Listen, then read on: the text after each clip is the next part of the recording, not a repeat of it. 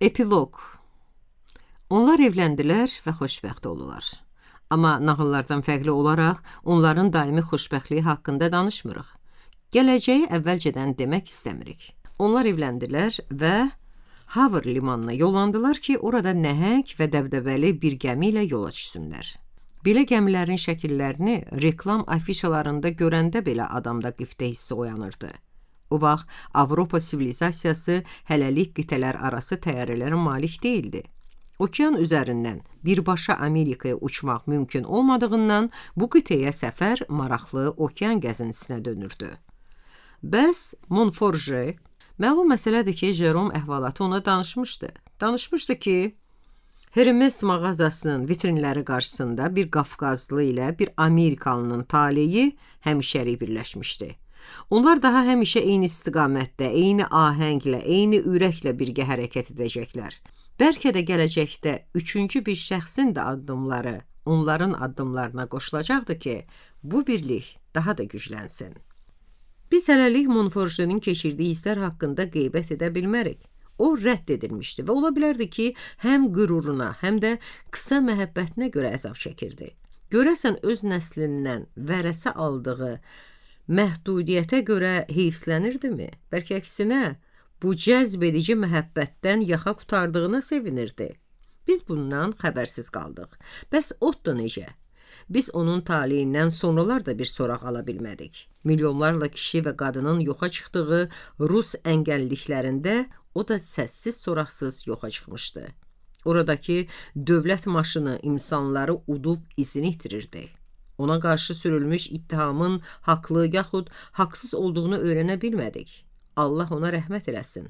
Bəlkə də mən yeganə adam idim ki, onun xatirəsini uzun müddət yaşatdım, onu minnətdarlıq və xoş təbəssümlə yad etdim. Günlardan belə bir münasibət gözləmək olmazdı. Çünki cumduğu yeni xoşbəxtlik dəryası ilə müqayisədə Otto ilə yaşadığı günlər əhəmiyyətsiz bir keçid idi. Mənim üçün çox geniş sayıla biləcək mənzildə tək qalmışdım və heç bir xərc çəkmədən həmin mənzildə bir müddət yaşaya bilərdim. Gülnar öz var dövlətini mənə tapşırmışdı. Maktanden də mənim üçün böyük bir təqaüd qoyub getmək fikrində idi. Həmişə qibtə və paxıllıq etdiyim bibi qızı mənə maddi yardım göstərirdi. Beləliklə, özümün maneken peşəsini tərk edib, zehni bir işə qoşulmaq fikrinə düşmüşdüm. Hələ gənc idim. Mənim gözlərimdə həyat, sonu naməlum, gələcəkdə itən uzun bir şəridə bənzəyirdi. Amma o nə cür olsa da, ovqatım düzəlmirdi ki, düzəlmirdi. Gülnarla Maktandeni vağzaldan yola salmağa dəstə ilə gəlmişdik. Bütün ailə burada idi. Öz həmyerlilərinin uğuruna sevinən Qafqazlılar, Jerome başda olmaqla bütün dostlar toplaşmışdı. Hamı deyib gülürdü. Mən də onlara qoşulmuşdum. Amma ürəyimdə sevinç duymurdum. Yola salma mərasimi başa çatan kimi qaçıb başqalarından uzaqlaşdım. Tək olanda bədbəxtliyimi daha az duyurdum. Evə qayıtmaqdansa küçələri dolaşmağa başladım. Bu küçələr hələ də özünün kənd xüsusiyyətlərini və səmimiyyətini qoruyub saxlamışdı. Mən bu küçələrə çox yaxşı bələd idim. Hər evi, hər bağçanı, hətta evlərin çoxlarının sakinlərini də tanıyırdım. Paris belə kiçik qəsəbələrə bölünüb və onların sakinləri salamlaşıb danışmasalar da, uzun illər bir-birini hər gün görür, tanıyır, uşaqların böyüdüyünü, böyüklərin qocaldığını müşahidə edirlər. Şəhər içindəki qəsəbə sakinlərinin bir-birini üzdən tanıması da elə bir onları nə iləsə bir-birlərinə yaxınlaşdırır. Beləcə, Otoy qəsəbəsinin küçələrini dolaşdığım vaxt, əl arabasında gül satan cavan bir qız mənə bir dəstə gül uzatdı. Bu təsadüf elə buradakı ilk gəzintimi yadıma saldı. Həmin gündə cavan bir qız mənə bir dəstə çiçək təklif eləmişdi. Bəlkə də elə həmin bu qız idi. O vaxt mənə elə gəlirdi ki, xoşbəxtliyim lap yaxındadır. İrəlidəki tində olmasa, deməli, ondan biraz da irəlidədir. Tez-gec mən xoşbəxtliyə qovuşmaq, onu sinəmə sıxıb saxlamalı, qibtə, qüssə ətri verən bu çiçək çələngi kimi yaşatmalı idim. Xəyaldan ayılıb, kimsəsiz, alaqaranlıq küçədə tənha dolandığıma görə sıxıldım. Batan günəşin sısqa şüaları dolanan parka necə gəlib çıxdığımı da bilmədim. Kimsəsiz cığırlardan biri ilə xeyli gedib, tənha bir skamyada oturdum. Burada ümidsizlik dəryasına cumdum və hiss etdim ki, hər şeydən bezmişəm. Həyatda hər şeydən bezməyin bircə çarəsi qalır. O da ölümdür.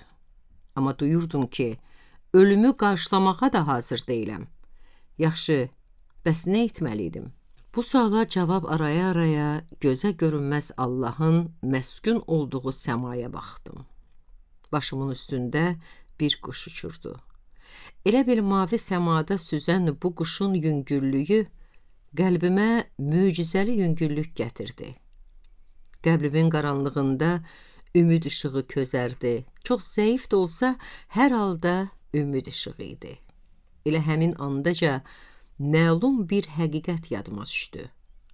Nə qədər ki, bir quşun uçuşu, yarpaq xışıltısı, dəniz zəpələrinin parıltısı insanı sevindirir, vəcdə gətirir.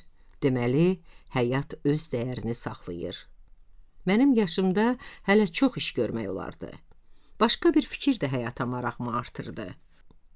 Bəlkə Parisdə yaşamış Qafqazlı bacım Aysə kimi gücümü yazıda yoxlayım.